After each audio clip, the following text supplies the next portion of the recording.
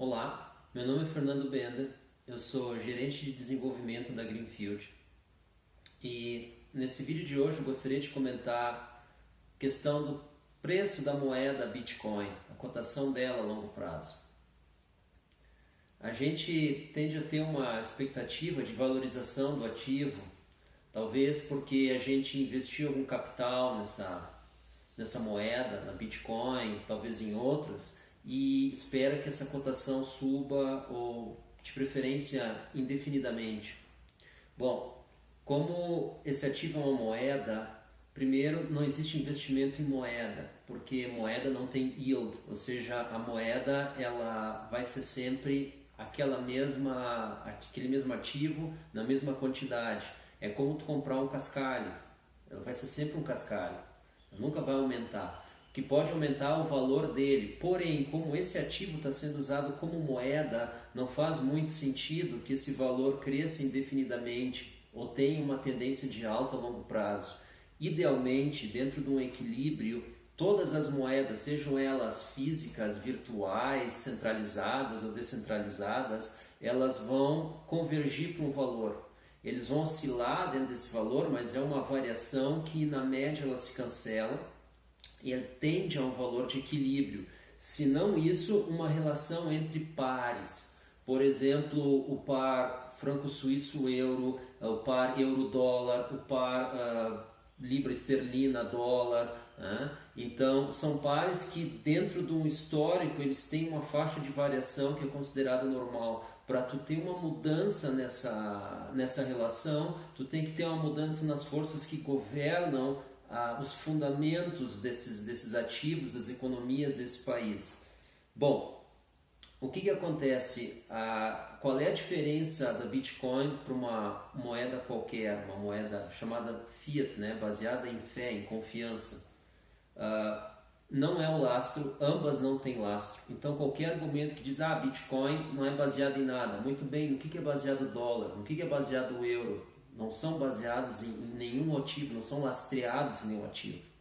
Então esse argumento não faz muito sentido, tá? Mas basicamente o que diferencia Bitcoin falando só em termos de características de moeda, é o limite finito de existência dessas moedas. Não existe limite para impressão de dólares, por exemplo, né? Não dá nem para falar o termo impressão, porque hoje não é mais impresso, já é digital, né? É na base de crédito.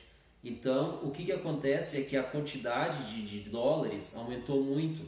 Antes da crise de 2008, o estoque de dólares era em torno de 800 bilhões, hoje está em torno de 4 trilhões e meio. Isso aconteceu em 10 anos, tá?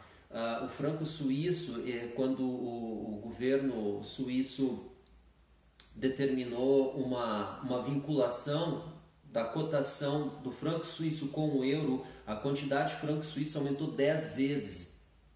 Esse tipo de coisa não pode acontecer com a Bitcoin, pela própria criação dela. Qual é o problema? Nada impede que outras moedas, altcoins, por exemplo, surjam e que aumentem a oferta de criptomoedas exatamente por surgir outras moedas, tá?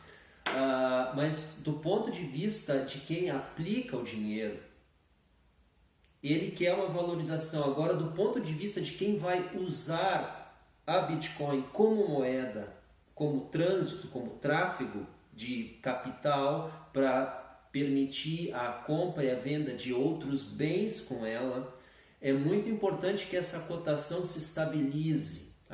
E pode ser que isso esteja começando a acontecer agora com a moeda. Então, se do ponto de vista de quem colocou dinheiro e espera uma valorização, se ele entrou antes, ele já teve uma baita valorização, porque essa moeda saiu de alguns centavos para 6 mil dólares.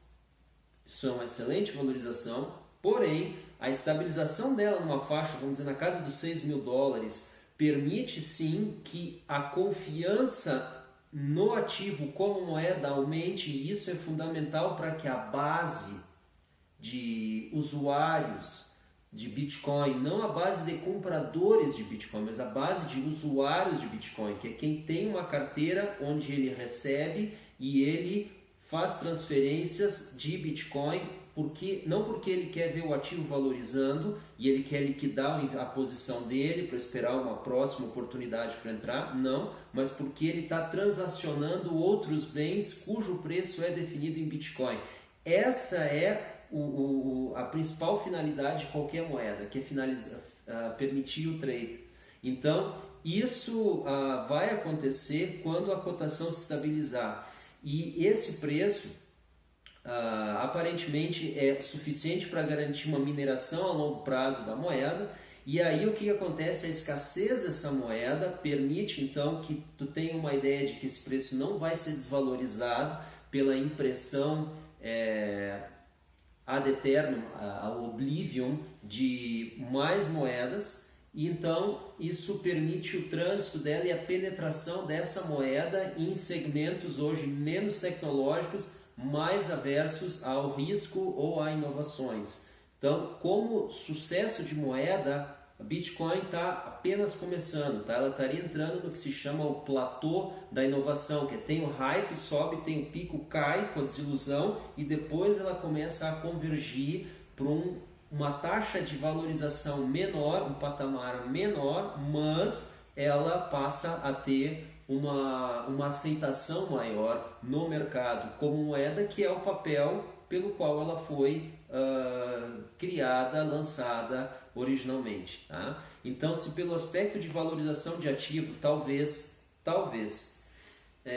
o caminho dela tá chegando no fim, como a moeda ela está começando e está saindo bastante bem. Tá? Quando a gente pensa que ela é descentralizada, que ela não tem um dono, que ela é baseada em software livre, que ela é globalmente difundida, ela apenas precisa aumentar a penetração dela e a geração Z, a geração Millennials, que é as dominantes, ainda não, mas em breve, da população mundial, já estão bastante afeitas a esse ativo. E isso é um sinal bastante bom de uma perspectiva de longo prazo desse tipo de moeda. Muito obrigado.